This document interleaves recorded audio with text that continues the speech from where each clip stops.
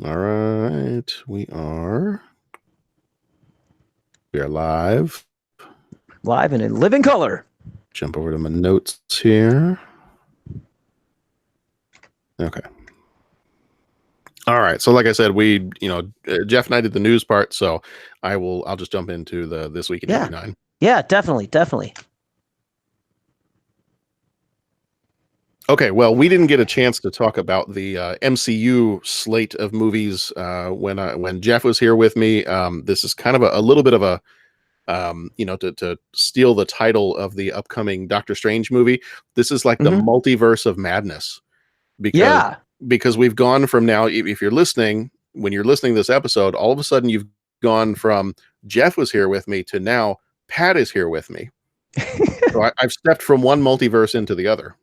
This is like the scene in this is like the one in Enterprise where the guy, remember Enterprise, where the guy was trying to get the timeline back to what he remembered, and every time he tried, he got like 83% correct, but there was still a few things off.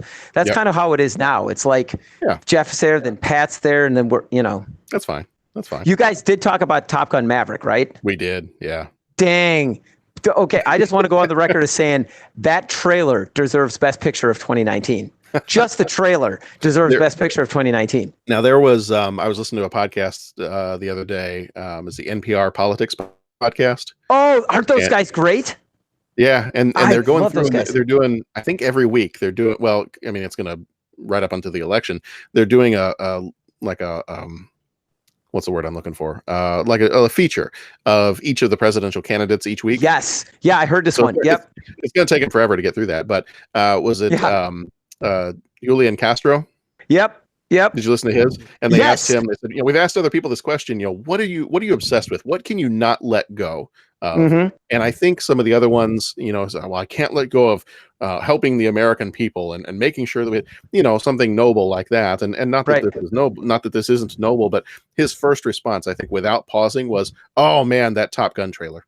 Yeah, I know. And I was like, let's not get into politics here, but Pat might vote for that guy just for that reason. Well, I know. And did you hear him when they went on and said that he actually has been actively thinking about this since he saw this sequel, the original? Did you hear that part? That he's got all kinds of speculation and theories. Yeah, it's, I know. And what's funny is they had two candidates on, and I think it was Mayor Buttigieg. Okay. And one other, and their Can't Let It Goes were about Game of Thrones, because they interviewed them right when the Game of Thrones finale came on. Nice. And it was just like, what can I not let go? Okay, I can't let go. And spoiler alert, and he just launches into it. So anyways, it was pretty cool. I'm glad I didn't listen to that one then, because I haven't finished the last season of Game of Thrones. Okay, well, I'm going to let you go with that, but yeah, and hey, let's give a shout out to a fellow podcast, even though I think they're in a slightly different league, NPR Politics podcast. Fantastic. So they're on my list. They're on my list. Dang. Speaking of other podcasts, I don't have a code for it yet, just because I just discovered this the other day. Apparently there's a new podcast listening app down there called Podcoin. Okay. So if people want to try this out, I think I'm going to be able to get a link from them that people can go to, and it'll kind of give you a referral, so you get more points, and I think we get more points, or at least, we get more listeners or something like that.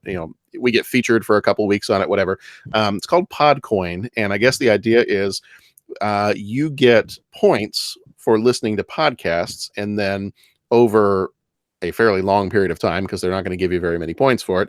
The more you listen to podcasts, it accrues points until you can either redeem it for gift cards or donate it to charity. Oh, wow. Cool. So, that's kind of cool. So I heard another podcast mention it on their show. And so I went and I listened. I added a few podcasts. Any podcast you want to listen to is on there. We're on there. And I guess if you use that 2-week time period where they feature your podcast, I guess if people listen to your podcast, they get double the points. Okay. For listening to your podcast, and you get I think you get a point for every 10 minutes you listen. So, I mean, if you're like me and you're listening to podcasts all the time, either in the car or, whenever you work out or just, sitting in the office working or something like that. If you're somebody that listens to podcasts a lot, I don't think you're going to get a ton of money out of this, but if you listen for quite a while and then you end up getting a $5 to $10 Amazon gift card. It's $5 you didn't have before for something you're doing anyway. Yeah, cool. So I don't have. It's called Podcoin. Yeah, I don't have. It's an app. I don't know if it's an Android app too. I know that there's the iOS app. Okay. And at some point, I think within a little bit, they're going to give us a referral code, and then we can share that out on the next episode, and I'll put it up on Twitter and all that. Yeah. So if anybody wants to try it out, feel free to try it out and let us know if you'd like it or not. And yeah. Hey, and we'll see how it goes. And speaking of fellow podcasts, I have listened to all of the Soundtrack Show podcasts. I'm a few behind. I've got a ton of podcasts from when we went on vacation, and I just have not. So I'm in a huge podcast backlog. Yeah. So I think I'm about 3 episodes behind. So the Soundtrack Show. Well, here's the thing though. I haven't seen any new ones since The Lord of the Rings. There was a new one that just came out maybe today. Oh, sweet. I'm on it. Okay. I think because I was looking through my podcasts earlier, and I feel like I looked and there was another one. I think it just popped up. Let me see. Introducing Ephemeral. Oh, okay. Is what it's called. No, not today. It's from a few days ago, July 24th. Okay. I'll take a look. So, because I know he said he was. You know what? Oh. No. It's not actually the podcast show. It's like 15 minutes, and he is. I think it's a clip from another show that he's trying to kind of help promote. Oh, okay, got it. Because I think he said he was going to do something going more like in terms of like seasons, whereas opposed to just consecutively doing them, he was going to like do a bunch, take a break, do a bunch, or something. Yeah. So, anyways, because I got through Lord of the Rings, and then. Yeah, I've got 2 episodes left of the Lord of the Rings. I took a little bit of a break and then went to go listen to some other stuff, and then. Have you listened to all the stuff before Lord of the Rings and all that? Oh yeah. Yeah. Dang. Yeah. That guy's fantastic. Good stuff. Yeah, it is. Yeah, it's great.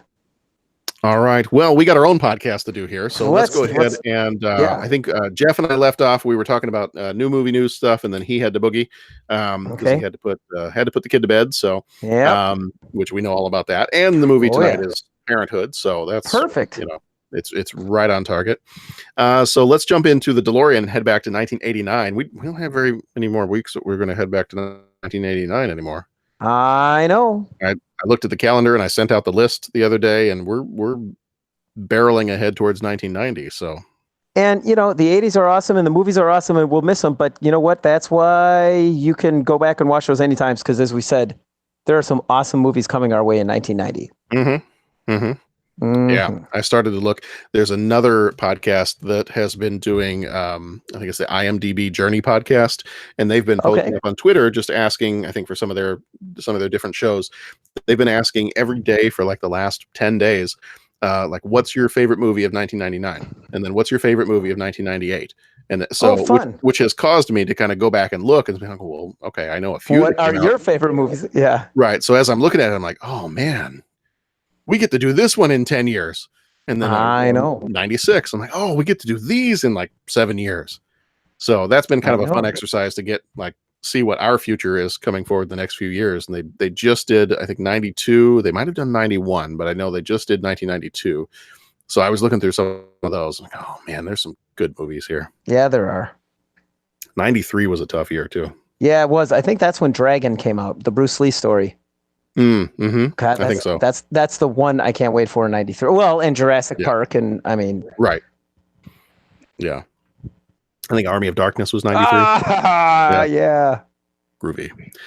All right. Speaking of groovy, the last week of July in 1989, I've only got one kind of newsworthy thing here.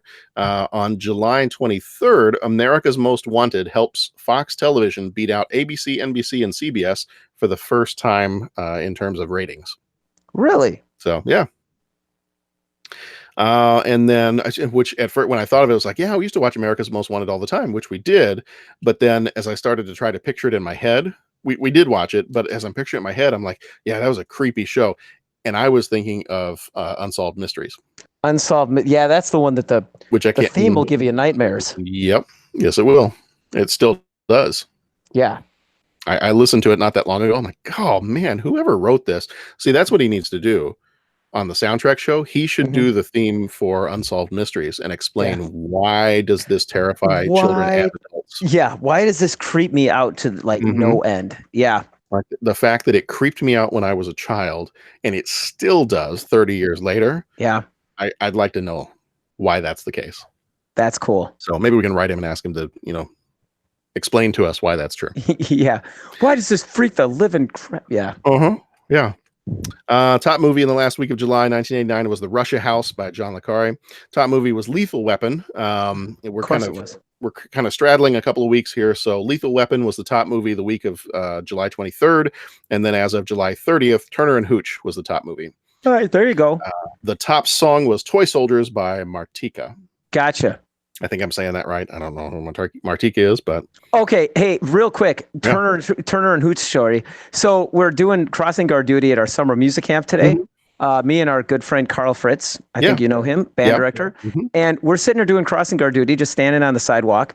And all of a sudden, this car goes by, and in the window of this car, is what can only be described as like the dog that Hooch was. I mean, it was like identical. The head on this dog was enormous. And it was like, I kind of processed there was a car going by, and all of a sudden there's this dog head, and we're standing kind of close to the road, and it's like right there. This dog starts barking. The two of us jumped. I kid you not, man. It was like this, and the dog waited till it was right next to us. Holy buckets, that thing freaked the living snot out of us. And it was Hooch, whatever breed of dog that was. And I said, I think Hooch is a French Mastiff. Okay, well, that's what the heck it was. And this thing was enormous. And I'll tell you, I still don't think I'm quite right afterwards. But and it waited till it was right next to us, and it started barking. And I thought sure it was coming out the window at us. I mean, it was quite an event, man. It was quite an event. Better follow-up question. Was it chewing on the headrest and the seat covers? It wasn't. Its head was out the window, which, maybe, I don't know, maybe the owner did that, a la Tom Hanks. Right. I don't know what the heck, but there's a little Turner and Hooch story for you. Keep the drool out the window. Yeah, exactly. All right. Well, let's go ahead and jump on into Parenthood. Parenthood came out the 2nd of August, 1989, rated PG-13, was 2 hours and 4 minutes, directed by Ron Howard, who also did Apollo 13, Solo, A Star Wars Story, and Willow. Producer on this one was Brian Grazer, who also did Splash, Apollo 13, and A Beautiful Mind. Writers were Lowell Gans, who did story and screenplay, Babalu Mandel, who did story and screenplay, and Ron Howard, who did story. Gans did Splash and Robots. Mandel did Multiplicity. That's a great movie. I had to explain that movie to somebody the other day. Because I was walking through the district office where we work, and I walked down one hallway. I walked out the building one way, realized I had forgotten something, came back. It was my umbrella. It was raining. So I came back, grabbed my umbrella, but then I walked the other way around the building, and somebody goes, "Wait a minute. Didn't I just see you walk down that way and go out the door?" I was like, "No, that was my clone." I'm like, "What?" I said, "Have you ever seen the movie Multiplicity?" "No." And I said, well, there you go. Okay, now I have to spend 10 minutes explaining this movie to you. Yeah, your ignorance. But now I have like 5 people that, and then and then people start like popping their heads up over their cubicles. They're like, "Well, that sounds like a funny movie. What's it called again?" So there may have been like a small movie watching party after I left for good. A wonderful, wonderful Michael Keaton movie. Yeah, that's good. Well, maybe you brought some positive change. Hey, that's all I'm trying to do. Right. So Mandel did Multiplicity and City Slickers, and Howard did Far and Away. Cinematography by Donald McAlpine, who also did Moulin Rouge, Predator, and Mrs. Doubtfire. Music by Randy Newman, who did The Natural, Toy Story, and Pleasantville. Budget was $20 million. Box office $126 million. Rotten Tomatoes critics gives this a 93%. The audience gives it a 76%. IMDb gives it a 70%. Letterboxd gives it a 68%. And CinemaScore gives it an A. So we can talk more about this in just a minute, but this is one of those kind of funny ones where the critics give it a really high score and the audience is like, yeah, it's okay. So we'll see. We'll talk. We'll talk. Starring Steve Martin as Gil. He was in Roxanne, The Jerk, and Three Amigos. Mary Steenburgen was Karen. She was in Back to the Future 3 and Elf. Diane Wiest was Helen. She was in Edward Scissorhands and The Birdcage. Jason Robards, who died in 2000, played Frank. He was in All the President's Men and Once Upon a Time in the West. Rick Moranis played Nathan. He was in Spaceballs and Little Shop of Horrors. Tom Hulse was Harry. He was in Amadeus and Animal House. Martha Plimpton played Julie. She was in The Goonies and The Mosquito Coast. Keanu Reeves played Todd. He was in Bill and Ted and The Matrix. Whoa. Harley Kozak played Susan. She was in When Harry Met Sally and Arachnophobia. Dennis Dugan played David Brodsky. He was in Happy Gilmore and Big Daddy. And Joaquin Phoenix, who in this movie is still credited as Leaf Phoenix, played Gary, and he was in Gladiator and Walk the Line. Eileen Ryan played Marilyn. She was in Benny and June and Eight-Legged Freaks. Helen Shaw, who died in 1997, played Grandma. She was in The Twilight Zone, the movie, and Wicked Stepmother. Jason Fisher played Kevin. He was in Hook and The Witches. Clint Howard played Lou. He was in Apollo 13 and Tango and Cash. And Bryce Dallas Howard, Ron Howard's daughter, apparently played redheaded audience girl in one of the scenes. She was in The Village and Jurassic World. So here is the trailer, and we'll be back in just a second.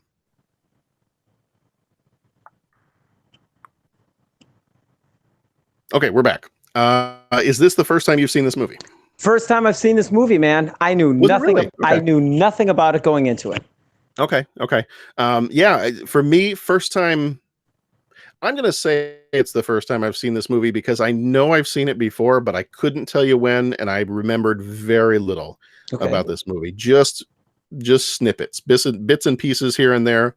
I could not have told you, major plot lines of the story before watching it. So my wife remembered it, and she said, "Oh yeah, I can tell you what's about to happen." And so she must have seen it several times growing up. But yeah, for me, this is I know I've seen it, so I probably saw it not too far after it came out. We might have rented it or something. Parents might have thought it was a family movie and rented it, and yeah, no, didn't really remember too much at all. So I'm going to count this as my first full watching of this movie. Okay. So that being the case, first time you saw it, what'd you think? I enjoyed it. I really enjoyed it. I really like this movie, and I'm gonna say that I didn't want to. Okay. And here's what. And let me explain that a little bit.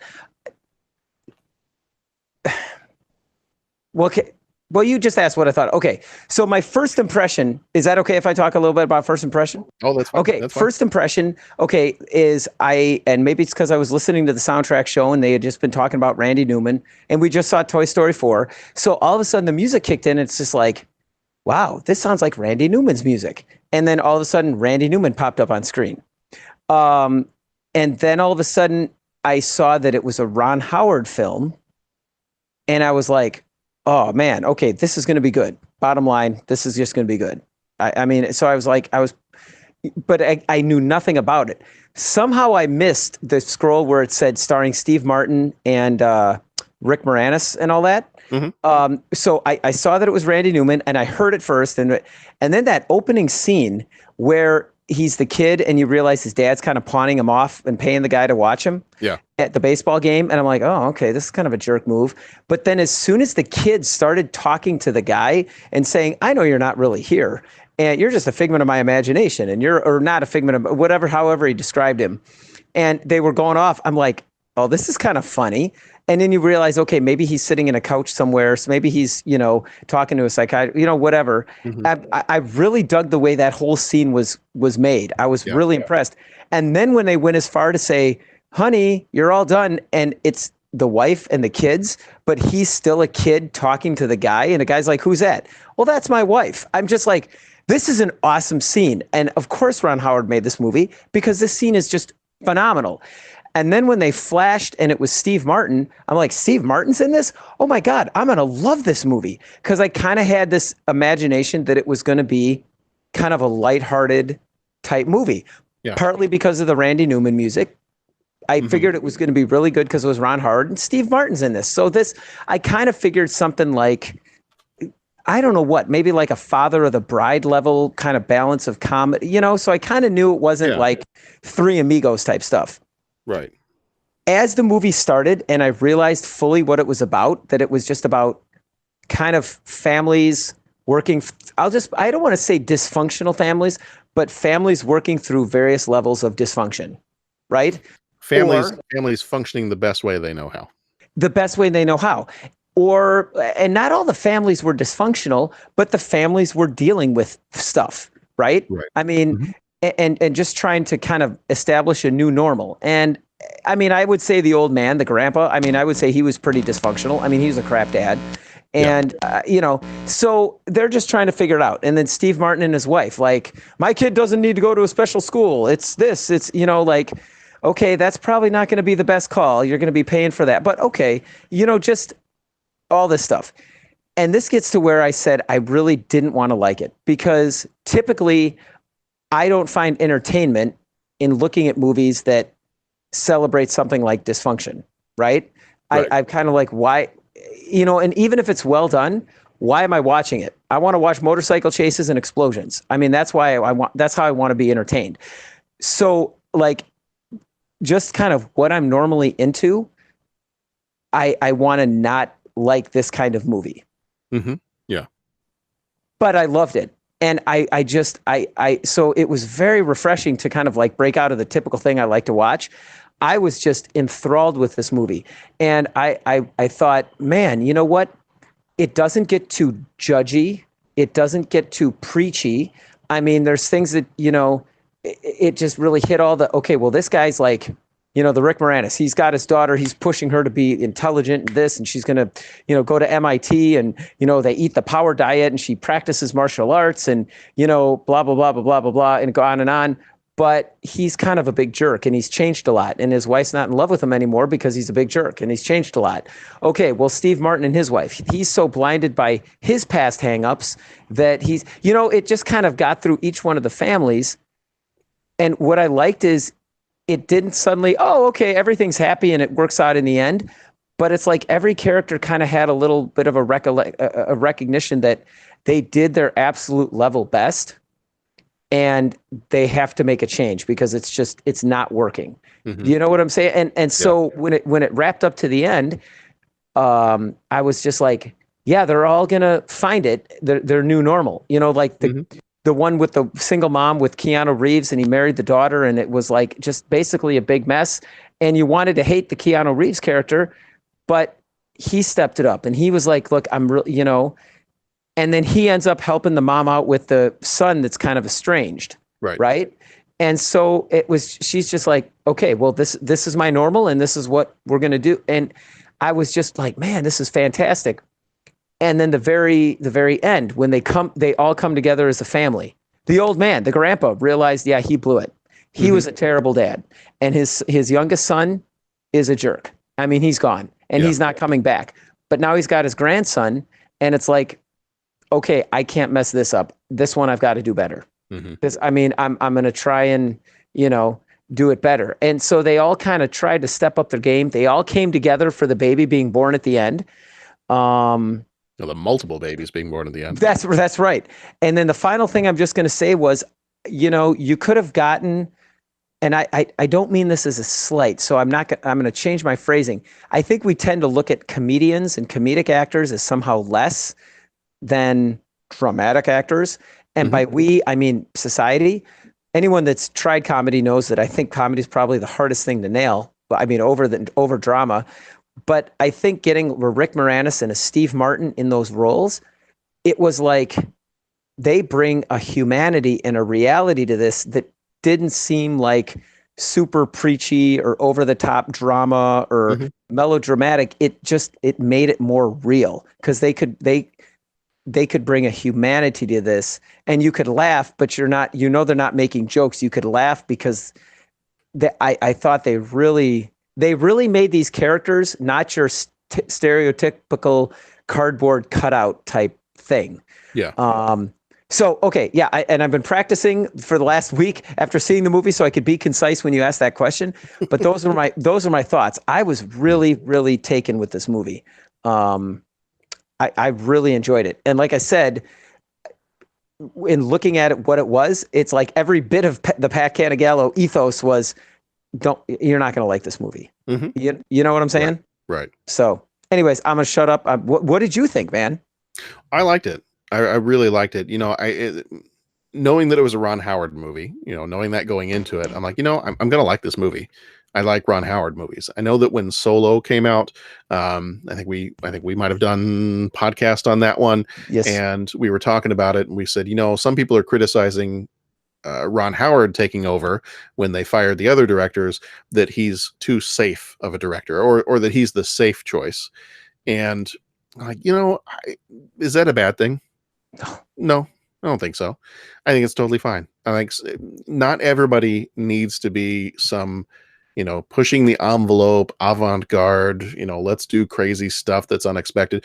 In fact, watching this movie, I don't know, because at the time I would have been, 8.5 years old, but there were certain aspects about this movie watching it today, and I was thinking, how would that have flown back in the late 80s? Like in terms of saying, well, she's a single mom and she's going to let the daughter and the son-in-law live in the house with her, and her son, just is this crazy, messed up, dysfunctional family. Well, we're just going to treat this as normal. And, the way she ends up talking to her son and talking to her daughter. And there are just certain things about the movie that I thought, I wonder how, if the 80s were in some ways a more conservative time, I wonder how this would have gone over in the 80s, in terms of saying that, oh, hey, we don't need to fix this family. This family is how it is, and that's how it's going to be, and everybody's fine. We're all fine here now. Thank you. How are you? So, that was, I was like, you know what, Ron Howard, I love his movies. Yeah. I think he's a great director. I looked down the list of his other movies just to kind of remind myself of everything else he had done. And of course I know, the Apollo 13 and Willow and all that other stuff. But as I'm looking down the list of his movies, I'm thinking about it too. And I'm like, okay, movies like Willow and Apollo 13 and Solo and Ransom and like all these other movies that he's done. And I'm thinking, you know what? The one thing I know he does really well, that I know to expect if I go see a Ron Howard movie, is relationships and friendships. Yeah. Like, I think he does those really, really well. I mean, you talk about how they've nailed it. And I know we can't necessarily go off on a tangent because that's a whole other, like, we'd have to start another podcast for it. But I did, since you and I have talked, I did finish Stranger Things season 3. And just the relationship between that group of kids. That reminds me of, because Ron Howard and Steven Spielberg and now the Duffer Brothers with Stranger Things, those all kind of remind me of directors that are just so good at getting an ensemble cast, a group of people together, and just having it seem so natural. Right. That these people, that to the point that they're not acting, like you're not watching actors acting out a part. It just really feels like these people are family members. When you got the entire family together, when you got the entire Buckman family together in this movie, I didn't feel, there was no part of that made me feel like, oh yeah, these are actors that are acting out parts and they're pretending to be brother-in-law and sister-in-law and brother and sister and mom and dad. When you got everybody in that house and they're talking to each other and they've got their little side conversations and all that, it seemed to me like a natural family.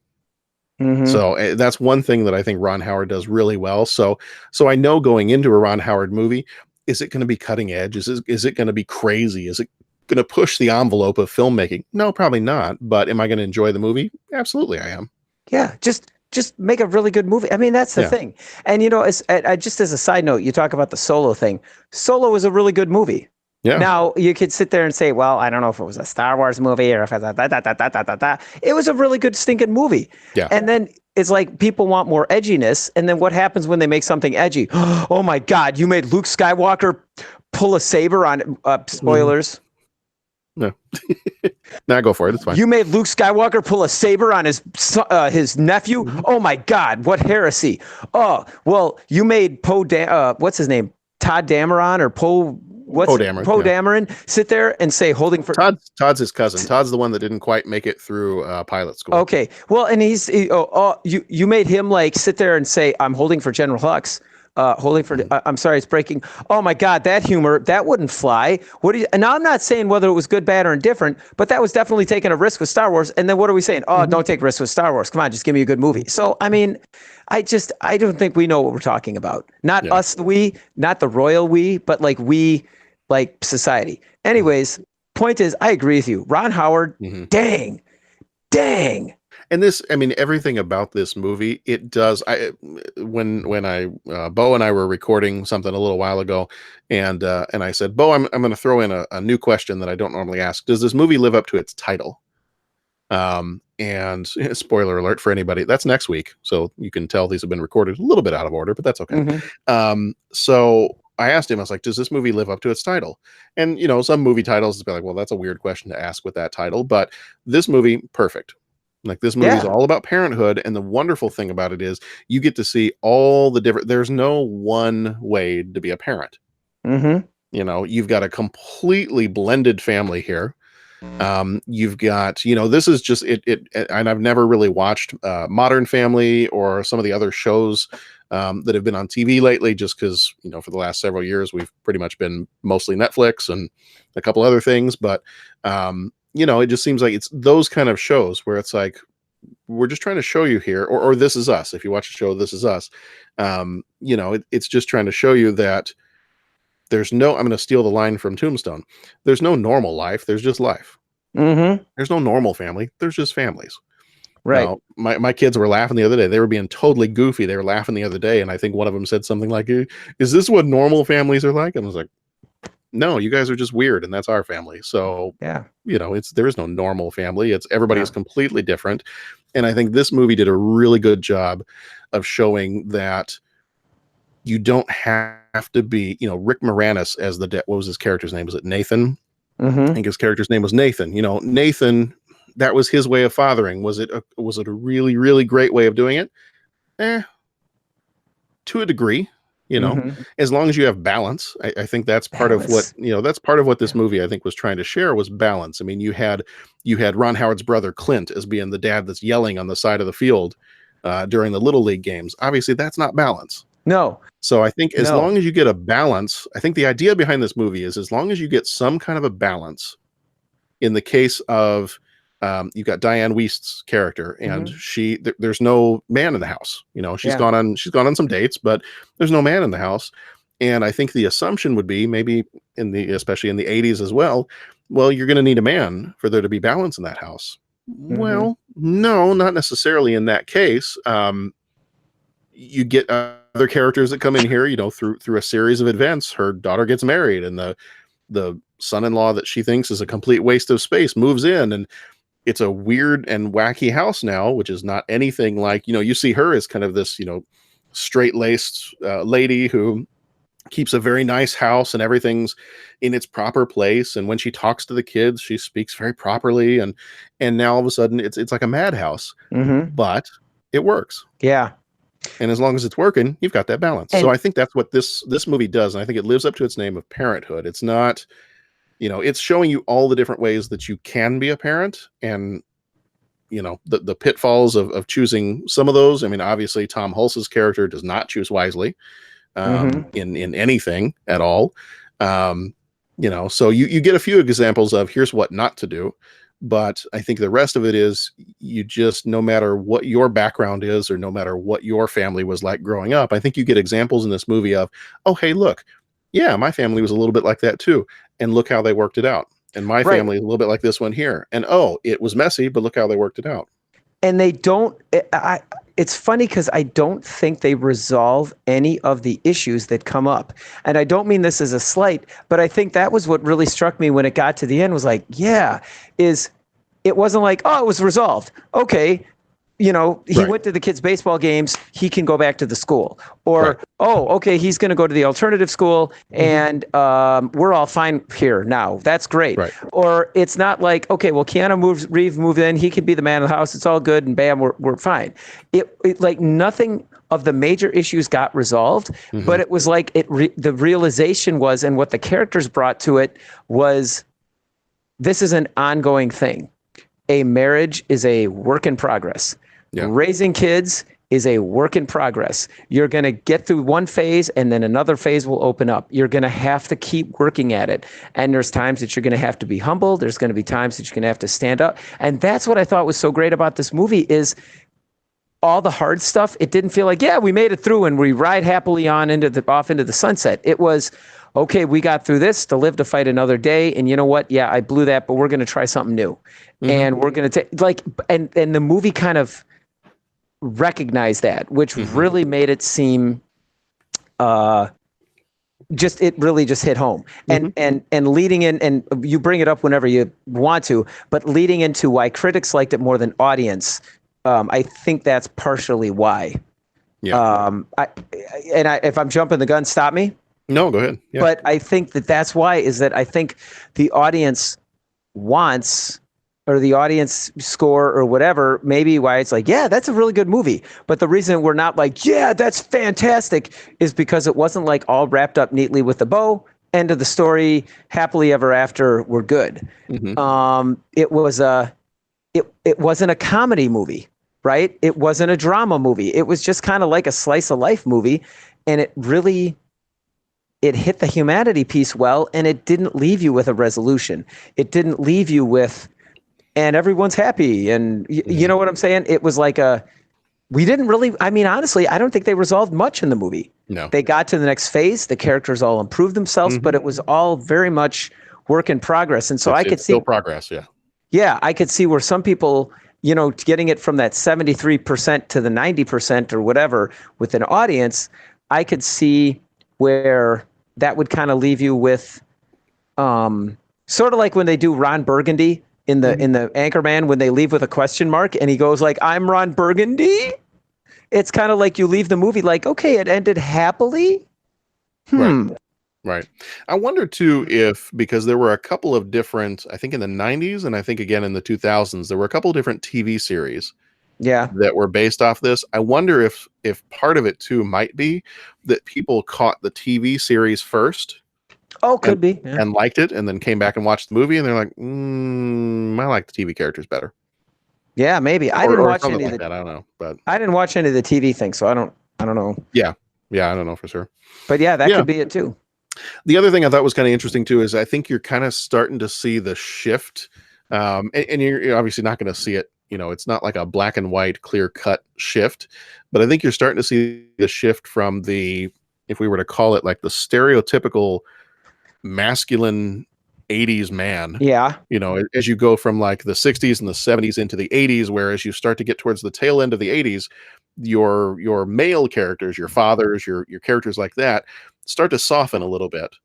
And I think this movie is a good example of that, because I think you see that happen in the movie. You have Steve Martin, who starts the movie as, you see his father, and his father is kind of the, I don't want to say stereotypical, because that would be horrible if that's what everybody's father was like, but the maybe little bit more absent father from the 1950s and 60s or whatever it might be. But you kind of see him shift, because he's got some of those attitudes that carry over from his dad. Right. And then when his son is dealing with emotional issues, then at first he doesn't kind of quite get why. He's like, no, my kid's fine. Kind of the suck it up, buttercup kind of attitude at first. But then as he starts to watch his son a little bit more and be more observant of it, it's more of a, oh, no, this is not just a let's flip a switch and fix it. This is something else. Right. And he kind of starts to soften a little bit. He starts to be maybe a little bit more understanding about it. And then I think that's one of the things that you do resolve by the end of the movie, is he's reached a point where he's like, no, you know what? My son is okay, but my son needs help. And it's okay for me, it's okay for me as a man and a father to admit that my son needs help. And it doesn't have to be, I don't have to blame myself. It's not necessarily anything I did wrong. I just need to come to the understanding that there's something that is affecting my child, and I can't fix it. It's not up to me. It's not, right. We just have to admit that there's, something going on here, and then seek the help that we need to get it taken care of. So that was kind of an interesting too, that you see kind of I think, and as we start to get more into the 90s and beyond, that you'll start to see some of your older male characters start to kind of shift that way a little bit more as we leave the 80s, and we leave things like Delta Force behind. Not to say that there aren't more Delta Force sequels coming, but right. Right. Well, You know, it showed growth that we would all hope that, well, at least I would, hope that yeah, I could exhibit, when I start to right, think about, having kids and like, I started parenting one way and then it's just like, shoot, sorry, Dominic, sorry, Daniela, I got that wrong. I went down a road that was not the right road for you guys. And we're going to try something new now. We got new playbook, and you would just hope, well, at least I would hope that I would be strong enough to be able to do that. You see that kind of growth in that character. yeah, yeah. So, All right. yeah. Is there anything that you don't like about this movie? I don't like the gun scene, the shoot up scene. I, Yeah, we talked about that one. We're like, if this movie got made today, that's not happening. yeah, no kidding. But I'm gonna say this, and you know, I don't like that.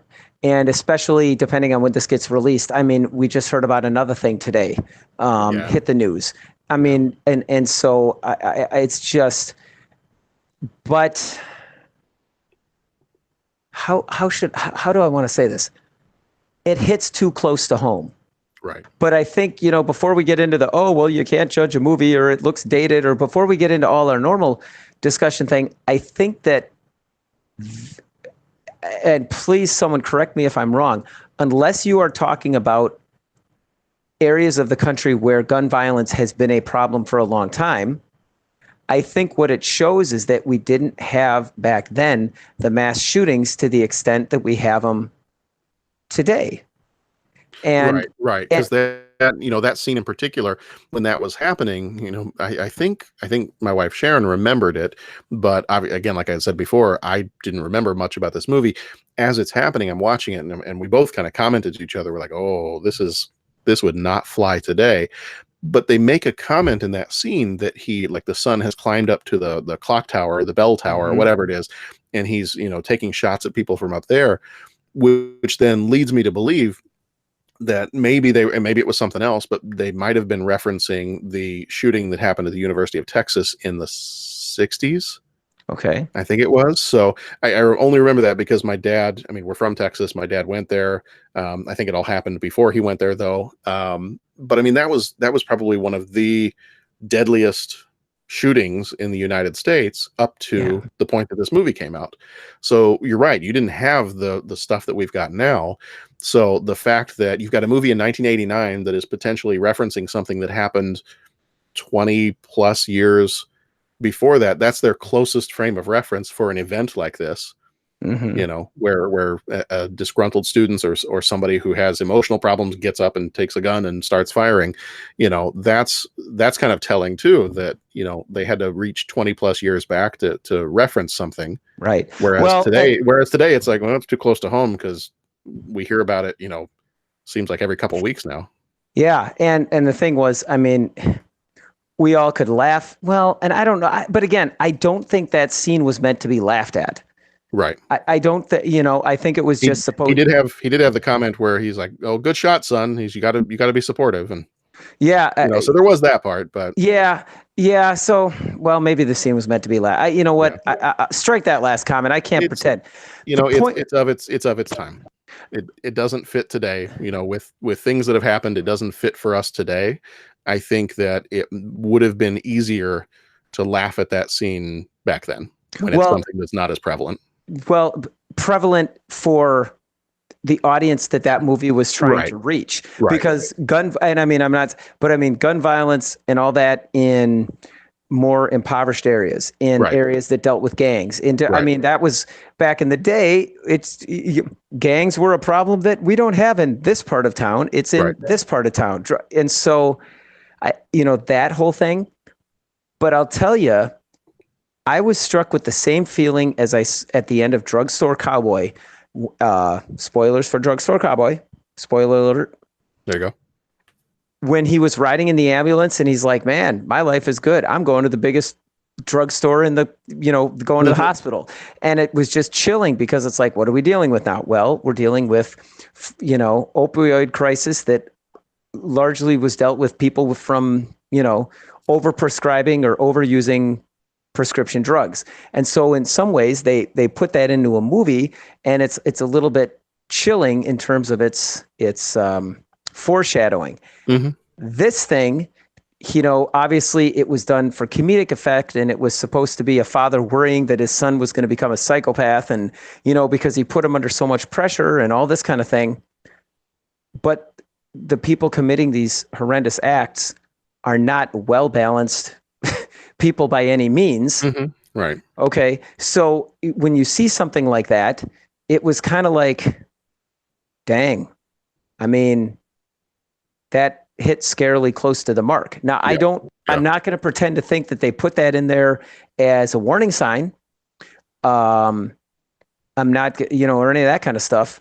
But yeah, I got struck with that. Wow, that's dated. I find that in poor taste, but I also found it very scary because it was like, that was on our conscience back then. We all laughed at it. I mean, remember, did you ever hear the phrase going postal? Oh yeah. Because, because the guy that went, and got fired or whatever and shot the place up. And then now we're seeing that more and more. And I think this scene is meant to be, because it's him imagining it. So I think this scene is meant to be him running through his own anxiety, and what's the worst case scenario? Like, let me jump to the worst possible outcome for my child, which I'll speak for myself. I do that occasionally. As a father, as I weigh different decisions, and as I weigh, all kinds of whatever for our family, there are plenty of times, or as I'm worried about something for my own family and my own kids, there are plenty of times where my imagination will jump to, what if this happens? Yeah. Or like, what's the worst? Oh, that's horrible. Like, why did I think of that? That is the worst. And, so I think having that responsibility of children and a family, I think you run through that idea of what could be the worst possible situation.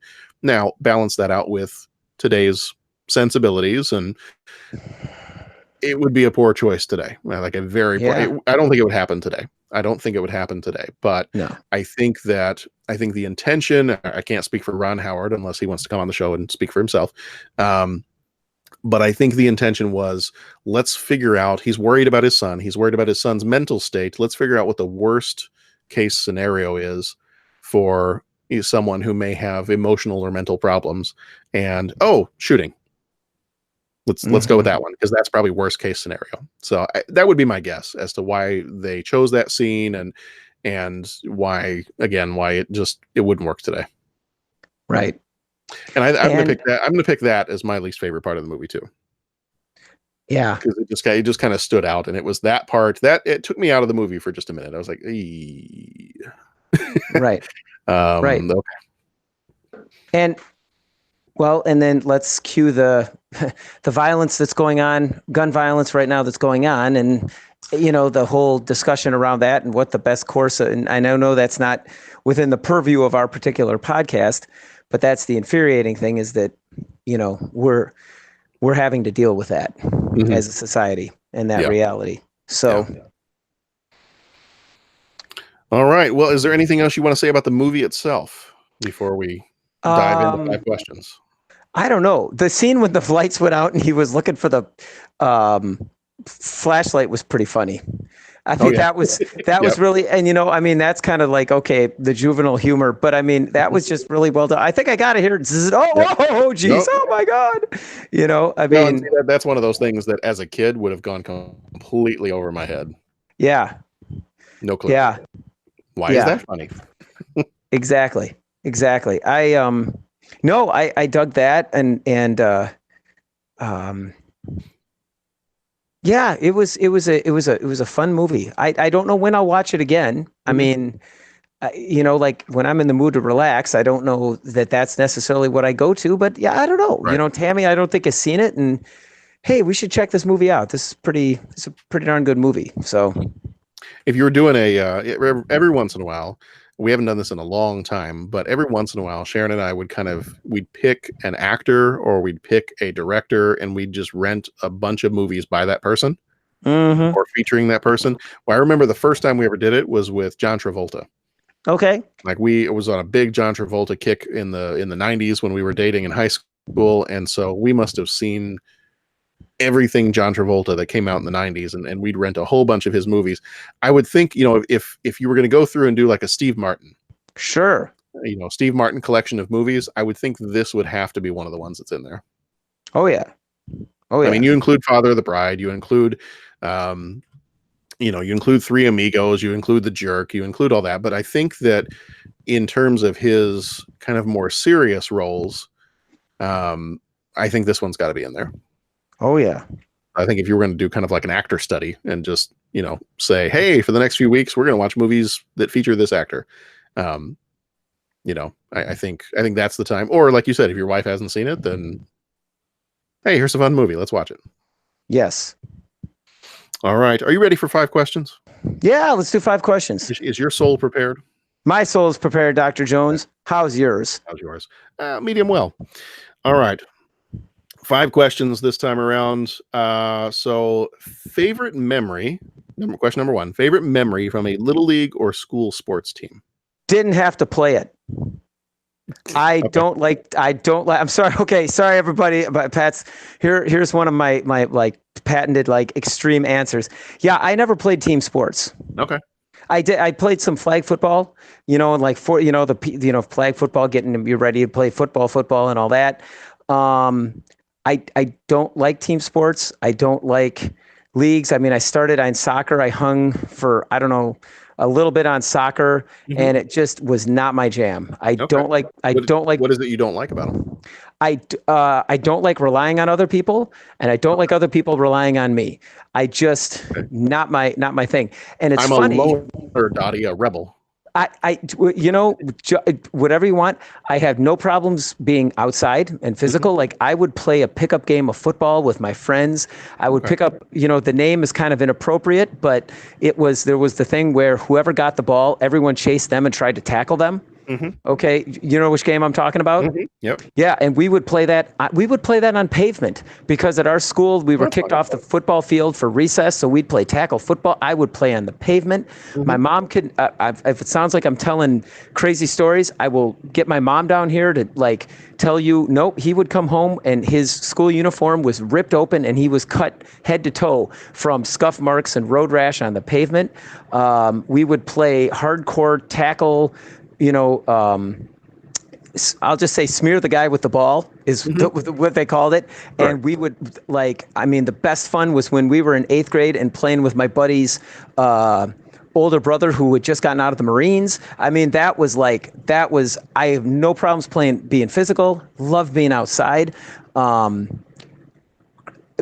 middle school, my favorite day in gym class, honestly, was the mile run day. That was my favorite day ever. I wish that my middle school had a cross country team because I think that would have been the one team sport or the one sport I would have dug. Yeah. I remember going to high school and discovering that there was a PE class where it was the weightlifting class. And it was just like, this is awesome. And then every other day you had to do something physical and the girls all did aerobics. The guys all played basketball. And I'm just like, dude, I don't want to do any of that. And so I asked the coach or the teacher, I'm like, can I just run stairs? Yeah. So I would just run up and down stairs for 45 minutes for gym class on the off days of lifting. And I was happier than, I can't even describe to you how happy I was. So, I mean, I'll occasionally play. I'm not very good and I can kind of laugh. I mean, I try and I kind of laugh at myself and all this kind of stuff. I'm an avid water skier. I slalom, I do some now it sounds like I'm bragging, so I'm just going to shut up. I have no problems doing physical things. I just don't like team sports. Pat just likes to play with himself. Okay, there you go. That too. Like when you're on a ship and going off to battle.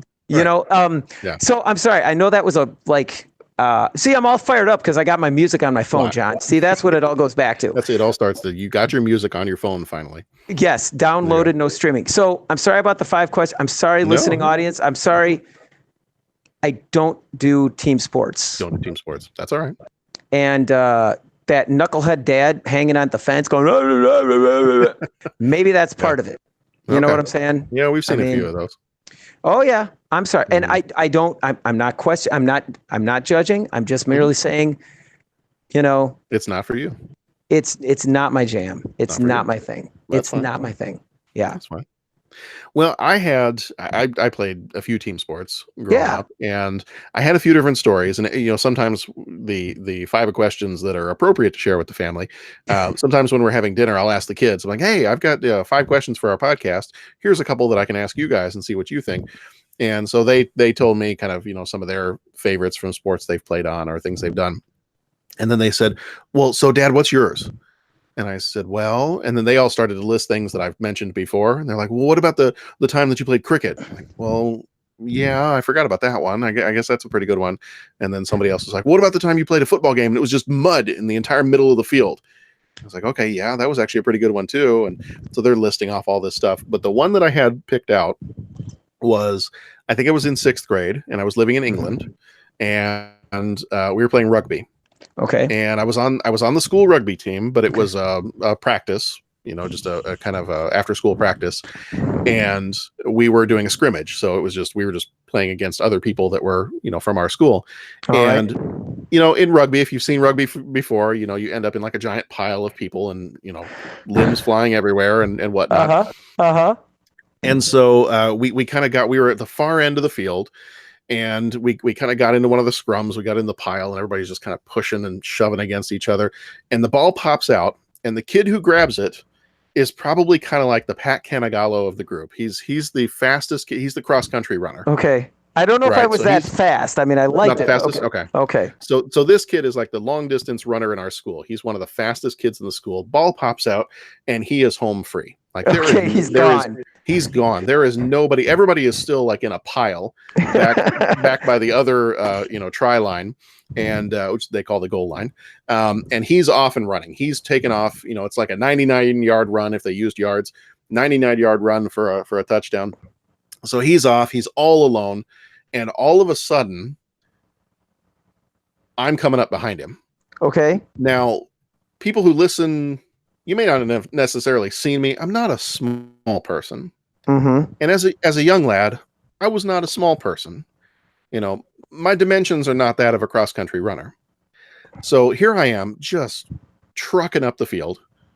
And somehow, about 5 to 10 yards, or 5 to 10 meters in their case, before he gets to the try line and puts the ball down and scores points, somehow I catch up with him and I tackle him. Nice. And I hop up on the ground, and I am so excited. The team comes running up to me, and they're all slapping me and hitting me, and they're like, "Yeah!" Everybody's cheering. Yeah. And the coach comes up to me, and he just looks at me, and he goes, "That is amazing. I've never seen anything like that. If all of you would run like that, that would be amazing." And he's just, patting me on the back, and I'm super excited because this has never happened to me before. And I'm also winded because I just ran, 100 meters and I thought I was going to die. Right. And then this poor kid, he turns to this kid as everybody's cheering, and he's been cheering me on. Coach turns to this poor kid, and he's like, "Okay, I want you to look at him. He caught you." Oh God! Oh man! Oh man! So then part of me is like, "Oh, I did awesome." And then like all of a sudden he's like, "Look at him for a second. He caught you." Something's wrong with that. That's like what the Irish call a backhanded compliment. Right. It's like getting the most improved award. Right. It's like, okay. I was like, "Oh, I did something good, but then what did you just say?" Yeah. All right. Thanks. Oh, Thanks, man. Coach, I think. Yeah. So, but that was always one of my favorite memories. Yeah, man. Well, right. I mean, and you're going to have to, I know it's like 5 questions and all that, but I mean, you got to, tell or maybe print up the cricket story. I love the cricket story. And I think I've some of your talks about like the rugby scrum, where like everyone's getting punched and elbowed and all that kind of stuff. And the cricket story where, you approach it like an American baseball player. Yeah, that was the cricket one. Mm-hmm. And they're all looking at you like, "Dude, what are you doing?" Like a rolling dive, and I whip it back to the middle, and they're like, "What are you doing?" Yeah, gentlemen don't play this way. Yeah. But I don't know. I thought I was doing what I was supposed to be doing. Did I misunderstand? Yeah. Yeah. Outstanding. Yeah. All right. Question number 2. What's the wisest advice you ever got from a grandparent or elder relative? And I can answer this one fairly quickly because off the top of my head, I can't think of anything like word for word what they said. Mm-hmm. but just all of the time. And I'm going to pick, plenty of stuff from my dad, but I'm going to pick both of my grandfathers, and I can't nail down any one particular thing that they said, well, John, here's what you need to know about this. I can't narrow any of that down, but just kind of how they live their lives. Mm-hmm. I don't have a particular quote or a particular sentence or anything like that, but just watching how they conducted themselves, watching how they interacted with other people, how they helped other people, as generous as they were, and all that. And so I got to go with both of them, but I can't think of anything necessarily like in terms of advice. Got it. It's more of just I spent so much time around them growing up that I know that, if I get in a situation, I'm like, oh man, what should I do here?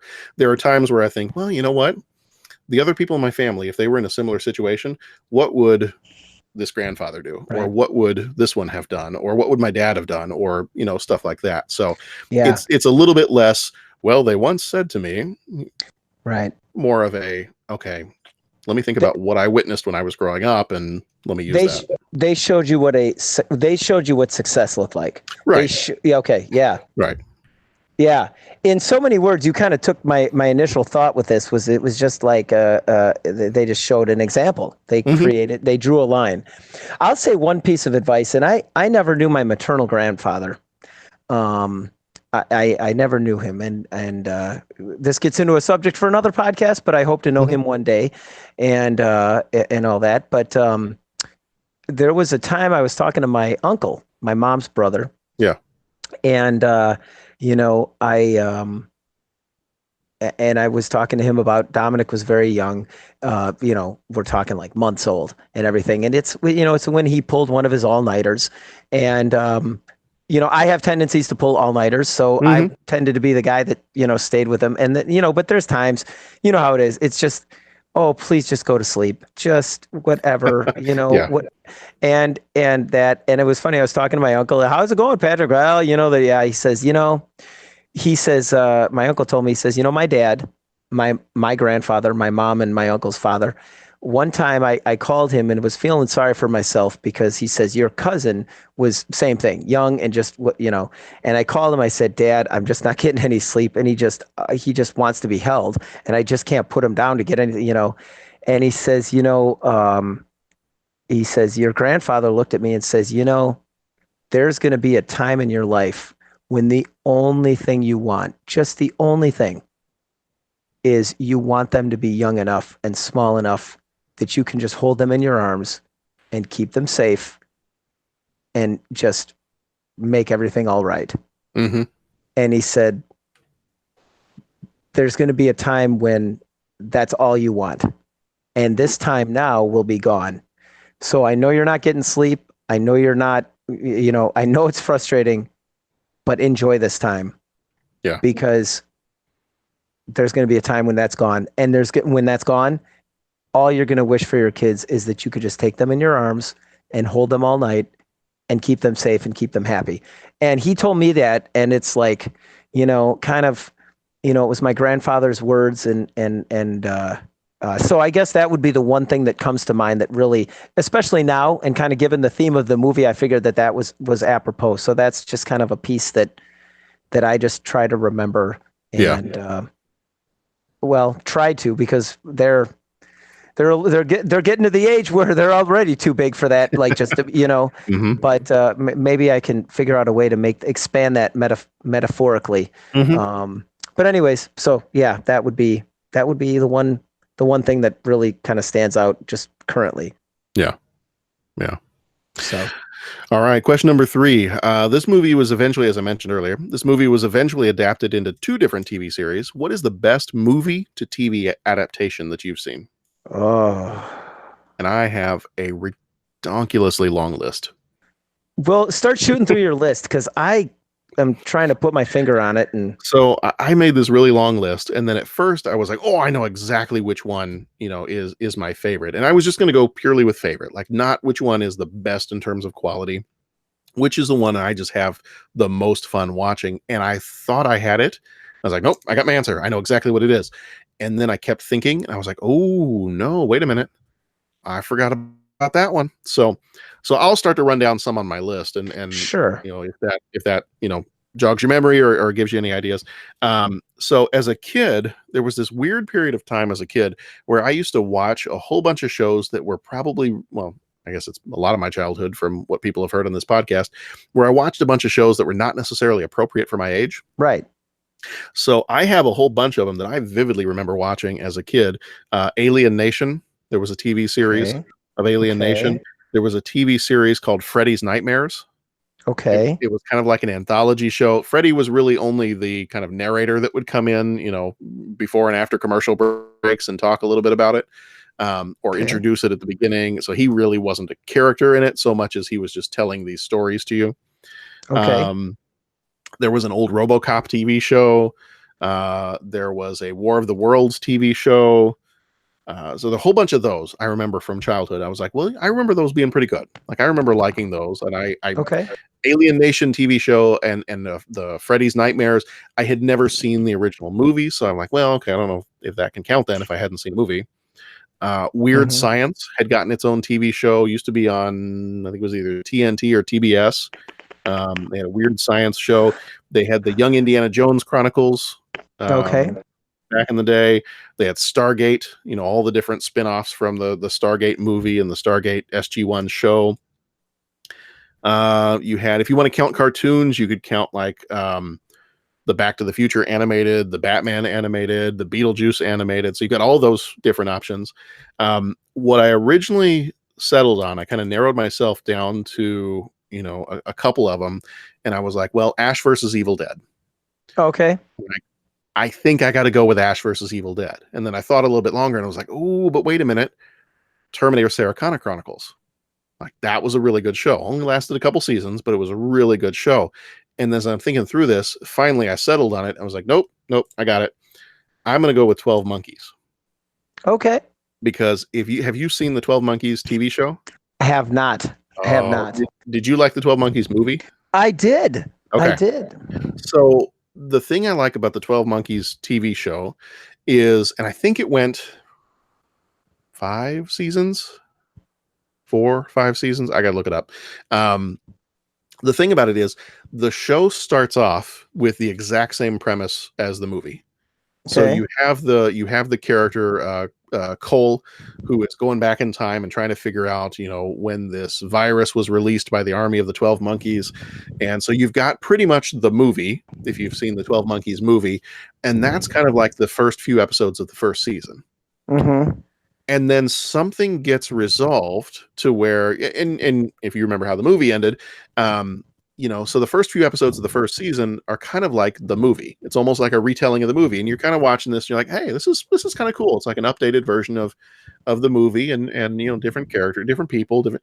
And then all of a sudden, it kind of gets resolved, and it's like, oh, well, don't we have a rest of a season after this? And so then it's like, well, it wasn't necessarily the cause of this was not what you thought it was. Okay. Oh, okay. Well, I guess we can go down a rabbit hole here and figure out what's going on. And I've mentioned before, I love time travel. And so this show has got time travel in spades, especially as you get further on into the other seasons. Okay. But then it goes, and the one thing I liked about this show is that other shows that adapt from movies or adapt from stories that I've already seen somewhere, a lot of them, they try to stay pretty faithful, I think. Or at least when you get something even like Game of Thrones. I haven't seen this last season, but my understanding is they were like, well, he hasn't written the book yet, but let's write a story that we think is pretty faithful to what he would do.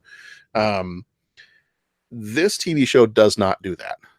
Oh. Like 12 Monkeys takes the idea of, you start the first season with the idea of the virus, and then as you get on into the further seasons, things get so crazy, but crazy in a really good way, that you're just sitting there watching this. And I remember watching some of these episodes and it's just being like, I thought my mind was blown in like 2 episodes ago.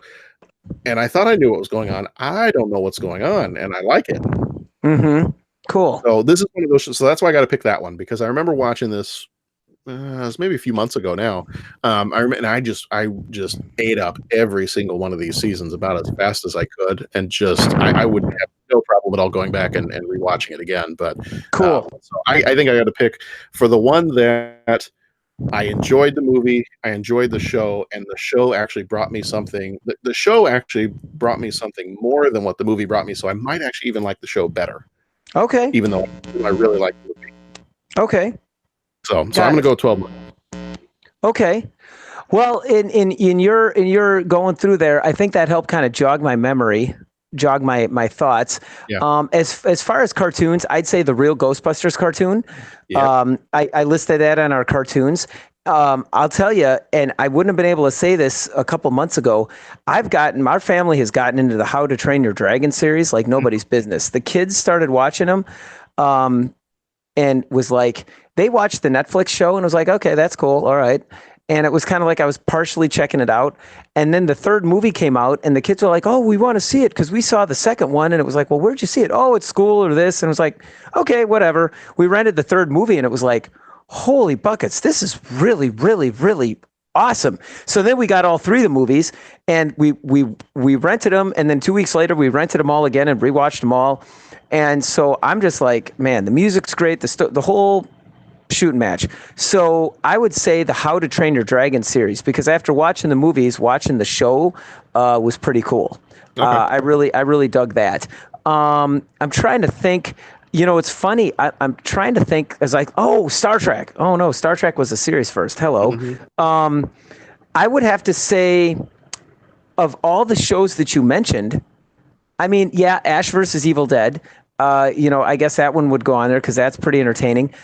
But of all the shows, I really never got into many of those shows that you were mentioning that came from movies. Okay. The only other one I could think about was way back, Voyage to the Journey to the Bottom of the Sea, and or Voyage to the Bottom of the Sea. No, yeah, Voyage to the Bottom of the Sea, because it was Journey to the Center of the Earth. Mm-hmm. Voyage to the Bottom of the Sea, it was a movie, and then they made a whole series about it. It was a little campy, in the way of some of those older things. But I remember growing up really liking that, and that was a TV show that was based off of the movie that came out. So that one was very entertaining. But then it all kind of came full circle, and if I had to pick one show, I would have to say The Highlander, because that show that I could easily say, unless we're talking cartoons, I can easily say that's at the top of the heap there, because I remember watching that show when it first came on, and I was in high school, so I could actually watch the show and not have to ask permission. And then someone showed me the movies, and the movies were, well, Highlander was great. Highlander 2 kind of did its thing, and then Highlander 3 was fun, and it was dudes with swords. Come on now. And then the show recently came back on, kind of after I'd seen it, here and there as a high school kid. The show came back on after I'd seen the movies and everything like that, and I just binged all the way through the show, and I was like, dude, this is fantastic, man. This is like a deep dive through awesome. So it's I would have to say that Highlander would be my show of movie to TV adaptation. Nice. Yeah, I remember watching Highlander too. I feel like that was kind of like high school time for me too. I know you're a little bit older than I am, but it was right around that same time, and I remember watching that. Like, I know there's movies, but this show's awesome. Mm-hmm. And I'll watch the movies at some point, but I feel like for a stretch of time, my two go-to shows were Star Trek: The Next Generation and Highlander. Okay, yeah. I feel like they were probably on about the same time, and they might have been on like after school in the same block in the afternoon or something like that. Because I kind of vividly remember those two shows going together in my mind. Mm-hmm. Now, my vote may totally change once the new Dark Crystal show comes out on Netflix. Right. And as I was looking through the stuff for Ron Howard, I guess they've announced that he's going to be doing a Willow TV series. Okay.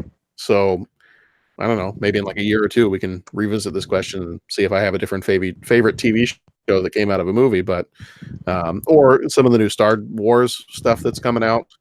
Right. The Mandalorian, and you got the Clone Wars cartoon and all that stuff. So I guess those could have gone on the list too. But yeah, Yeah. so no, Cool. Highlander, good pick. I like the Highlander pick. Yeah, that one worked out well.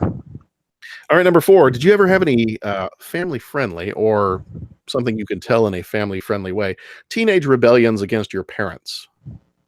Nah, not really. I mean, there were times that my folks and I got into it, but that whole rebellion thing, and I remember being a teenager and kind of hearing about, well, this is going to happen. It was just like, I had a good family, and, we kind of, there was no need for me to rebel. And like anytime, like I'd have friends that would try and tell me that, or, and, oh, you gotta get out from the family. You got to do this. You got to do that. You got to do the other thing. And I always just kind of, it was just like, I never got why. I always felt like people were trying to manipulate me. Like even then it was just like, dude, why are you trying to tell me that?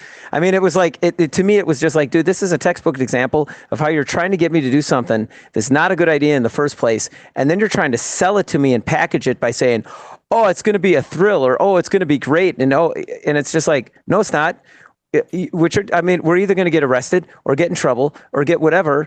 And all disrespecting my folks. And it's just like, oh, well, I guess you're a this and, mama's boy. And it was like, yeah, I guess I am. Well, yeah, I guess I am. And in point of fact, and that's a bad thing.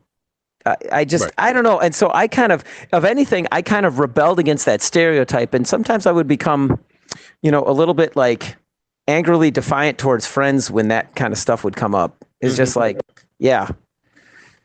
So I don't know. I don't really have much. I mean, my folks and I, we got into our fights. I mean, we're like any human, like all that kind of stuff. But yeah, I didn't really have any either. Other than plenty of times that I stayed out way too late than my parents wanted me to come home at a reasonable time, and I'd stroll in at 3:00 in the morning or whatever. But other than that, not really. I mean, especially during high school, I pretty much tried to keep it kind of low key because my sister doesn't listen to the show, but she won't. I'm not going to tell any secrets. There was plenty of fighting between, especially my mom and my sister during high school. So it was one of those times. She was a couple years younger than me, and so it was kind of one of those times where I was like, yeah, you know what? I'm just going to keep my head down here, and when I start to hear that happen, I'm just going to go do my own thing, or I'm going to do something else. I don't need to get involved and whatnot in this. So no, I think I kind of was like, no, I'm the boat does not need to be rocked any more than it already is. Yeah. So no, other than staying out late when I should have been home sometimes.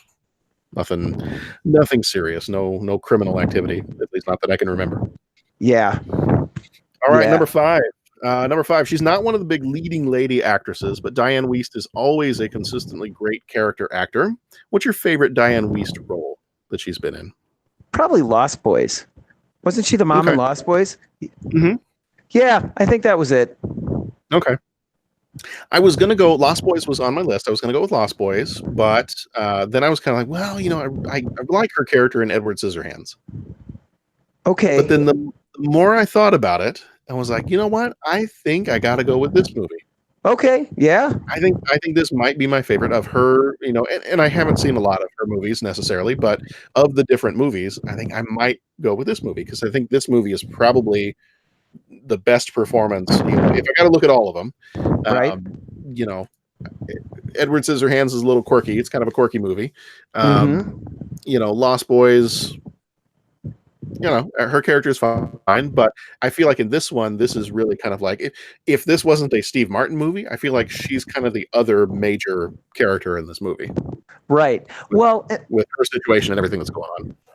Right. And see, that's where this question, and I think I did the love line and I actually it was John Candy, and I think I snuck 2 answers in because you can really always look at this question 2 ways. What's your favorite movie that this person's in? Or what is the best role they have? Yeah. Whereas, in Lost Boys, I just love that movie. But in terms of role, I can totally see, it's been so long since I've seen Edward Scissorhands. I would need to see it again before I would need to say that, but you will see it again next year. Yeah, I figured I'm cycling around for this stuff, and Actually, and it's funny as we get into these movies, there's a big movie coming up that I know and I might even just wait till the podcast to say first time, to watch it for the first time. And I know everyone's going to be like, dude, you have not seen that movie? How could you have not? And it's coming up. And so I might even just wait till we get it for the podcast, just because it's such a huge movie. So anyways, but that's for another time. Okay. All right. Or should I say it now? I mean, I don't know, but you can say it. What is it? Schindler's List. Really? I have not seen Schindler's List. Oh, that's a surprise. Yeah, right. For a guy. Yeah, so maybe I'm just all talk.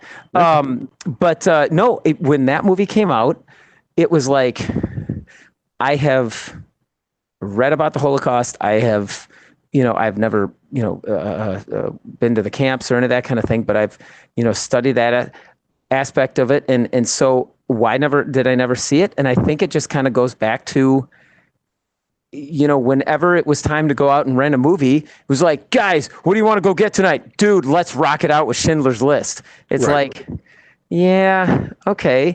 And I mean, when Tammy and I were dating, we had the long distance relationship. So when we get together, it was like, well, what do you want to watch? Oh, let's check out. I think that's just why. And so I just never saw it. And then it was kind of like, it just kind of one thing went after another. And now it's like, I once we kind of started the podcast and this was going, I was in the back of my mind, like, dude, when we get to Schindler's List, I'm going to catch so much guff from the other guys. But it's like, maybe wait till we podcast on it so I can be hey, I just saw this for the first time. Yeah. Yeah. I mean, I remember seeing the first time we ever saw it was in high school. Okay. Was they actually went, where did we go? I don't remember where it was. I don't think it was actually at the school. I feel like we went somewhere else. We almost took like a field trip. Maybe it was at the school. Maybe it was in the theater at our school, but I feel like we went somewhere else, maybe like CLC or somewhere like the College of Lake County that's nearby here. Okay. But somewhere, and we watched the movie, and then we had 2 Holocaust survivors that were there to kind of talk about it afterwards. Wow. Yeah. So, I mean, that was pretty powerful. Normally high school kids are like, oh, it's a stupid movie. I don't have to sit here and watch like a 3-hour movie. It's part of it's in black and white. But no, I remember watching that movie and then just listening to them talk about what it was like to live through that. And yeah, that's the first time I remember ever seeing it. It was in high school. Yeah. Oh, well, yeah. You'll like that movie. Yeah, I think I am. I'm looking forward to, I've read about it. I probably have seen parts of it. Yeah. In any event, I don't mean to completely digress, but that's my story of, man, how has that one slipped through, Yeah. But yeah, so as far as Edward Scissorhands, that'll be good. But yeah, that's a hard question, because it is. What's the best role? What's your favorite movie that they're in, So yeah. All right, well, that's going to do it for 5 questions. And that's going to do it for Parenthood. So if you want to check out our website, first of all, I'll give you a little bit of a advertisement here. I have put up the list, and I've put up a form where listeners can go vote on the movies that they would like to hear from, they'd like to hear about from 1990. So, and I found out, I put it up on the little graphic that I created, was Rock the Vote for 1990. Then I went and found out that Rock the Vote actually started in 1990. Yeah, there you go. All right. So that was a little bit of serendipity there. And so if you want to go there, it's 30podcast.com/vote. And you can get to the form where we have where you can go and you can vote for the different movies. We've already got a few listeners that have gone in and voted. We've got a couple of the hosts have gone in and voted for their favorites too. So there's about 120 plus movies listed in there, between TV movies and movies that came out of the theater in 1990. And vote for those, and that's kind of what we'll use to weed it down into the 50 or so movies that we end up doing for the year of 1990 when we get to it next year in 2020. So you can go to our podcast website. You can get to it from 30podcast.com. But then if you want to go vote, you can go to the vote page or just 30podcast.com/vote. On Twitter, we're at 30podcast, and most of the others, Instagram, Facebook, all those. We are 30 Podcast. Voicemail is 872-356-6843. And then next episode's coming up next week. We've got the Fabulous Baker Boys. We're going to try to do a summer blockbuster roundup where we talk about movies we might have seen this summer. Steel Magnolias, Ghostbusters 2, Weekend at Bernie's, Always, All Dogs Go to Heaven, The Little Mermaid, Honey, I Shrunk the Kids, and Little Monsters. Those are the next 2 months coming up for the show, and I stopped short of October because I don't want Pat to have to worry about that right now. Right, I don't want nightmares. Yeah, we don't want nightmares just yet. You'll have plenty in October because I've already watched a couple of the movies and they're kind of creepy. Yep. All right. Good to know. Just preparing you now. All right. Well, thank you for being here tonight, Pat. All right, John. Thank you. All right. Everybody, go watch some good movies, be excellent to each other, and we will see you back here next time. All right.